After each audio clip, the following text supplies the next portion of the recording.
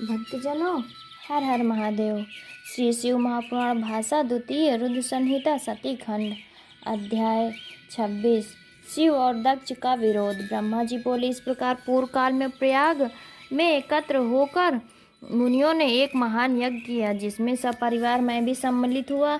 अनेक शास्त्रों में ज्ञान कांड पर विचार हुआ। अपने गणों को साथ लिए शिव जी भी सती सहित उसमें आए। सबने भक्ति पूर्वक उन्हें प्रणाम कर उनकी स्तुति की।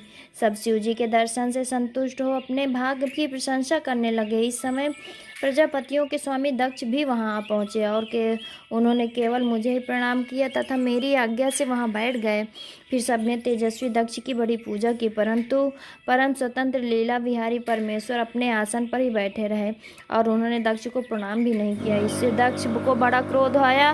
उन्होंने सभा के मध्य में सबको सुनाते हुए शिव जी को बहुत कुवाच्य कहा और कहा कि ये पाखंडी दुर्जन पापशील ब्राह्मण निंदक सर्वदा स्त्री में आसक्त और रति में प्रवीण है। संबंध से मेरा पुत्र होते हुए भी इसने मुझे प्रणाम तक नहीं किया। अब मैं इसे साथ देता हूँ। हे ब्राह्मणों और देवताओं, तुम सभी सुन लो। ये शिव मेरे द्वारा सर्वथा ही वध करने योग्य है। मैं इसे बहिष्कृत करता हूँ। अब आज से ये देवताओं के साथ भाग नहीं पाएगा। ये वर्णहीन शमशानवासी और कुलजन से हीन है। ये सुनते ही नंदीश्वर की आंखें लाल हो गई। उसने दक्ष को बहुत डांटा और फटकारा। दक्ष नंदीश्वर को साथ देने लगे।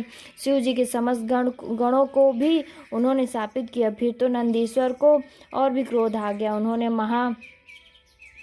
उन्होंने उस महागर्वित दक्ष से कहा, हे दुष्ट बुद्धे, क्या तू शिव तत्व को नहीं जानता रे मूर्ख? यह तो तूने भृगु आदि ऋषियों के मध्य में इन महाप्रभु भगवान शंकर की उपहास किया है।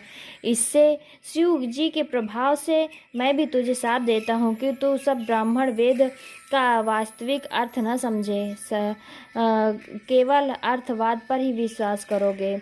जब क्रुद्ध नंदीश्वर ने इस प्रकार ब्राह्मणों को श्राप दे दिया तो तब वहाँ बड़ा हाहाकार मच गया और दक्ष ने तो पहले ही शंकर जी को श्राप दे दिया था।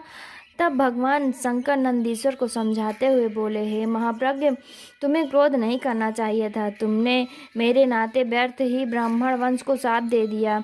मैं ब्राह्मण और वेद को शाप नहीं देता। तुम यह यथार्थ में जान लो कि दक्ष का श्राप मुझे नहीं लगा। अब तुम शांत हो जाओ। मैं यज्ञ कर्म और यज्ञों का अंग हूँ। सब मुझ में ही विद्यमान है। अब शांत हो, क्रोधादि त्याग दो, स्वस्थ हो जाओ। नंदीश्वर शांत हुए। संग शिव जी अपने सब गणों के साथ लेकर निज धाम को चले गए। दक्ष भी ब्राह्मणों के साथ अपने स्थान को चला आया। अब प्रजापति दक्ष शिव निंदक हो गया। हे तात नारद, मैं शिव और दक्ष का विरोध कहा। अब जैसे दक्ष को शिव जी के द्वारा दंड मिला उसे आगे कहूँगा, ध्यान से सुनो। इति श्री शिव महापुराण द्वितीय सती खंड के 26वां अध्याय समाप्त। भक्तजनों, हर हर महादेव। भक्तजनों, हर हर महादेव। श्री शिव महापुराण भाषा द्वितीय सती खंड द्वितीय रुद्र संहिता सती खंड का 27वां अध्याय। दक्ष यज्ञ। ब्रह्मा बोले, जब हे नारद, इस बात को मेरे लेकर कनखल नामक तीर्थ में प्रजापति दक्ष ने बहुत बड़ा यज्ञ किया, जिसमें भृगु आदि तपस्वियों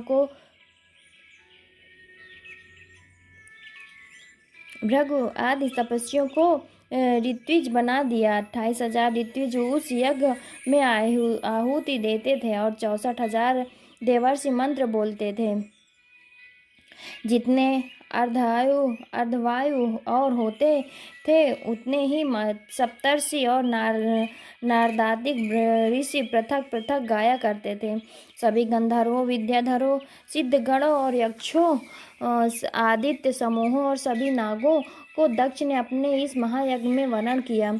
अगस्त्य, कश्यप, अत्रि, वामदेव, भृगु, दधीचि, भगवान व्यास, भरद्वाज, गौतम, पैल, पराशर, गर्ग, भार्गव, कुकुपासित, सुमंतु, त्रिक, कंक और वैशंपायन, ये सभी ऋषि मुनि मेरे पुत्र के यज्ञ में आए।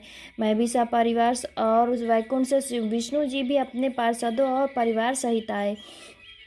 इसी प्रकार शिव माया से मोहित हो अन्यान सभी देवता यज्ञ में पधारे। दुरात्मा यक्ष ने सबका स्वागत किया। विश्वकर्मा द्वारा रचित बहुमूल्य भवन में उसने सबको निवास दिया। मांगलिक कृत्यों के होने के बाद दक्ष ने सपत्नीक यज्ञ की दीक्षा ली, परंतु दुरात्मा दक्ष ने उस यज्ञ में शिव जी को नहीं बुलाया और कह दिया कि वे कपालधारी हैं।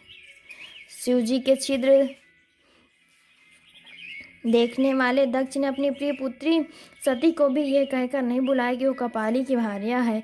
इस प्रकार जब यज्ञ आरंभ हुआ तब उसमें शंकर जी को न आया देख शिवभक्त दधीच ने सब देवताओं और ऋषियों से पूछा, यह महायज्ञ में भगवान शिव क्यों नहीं आए?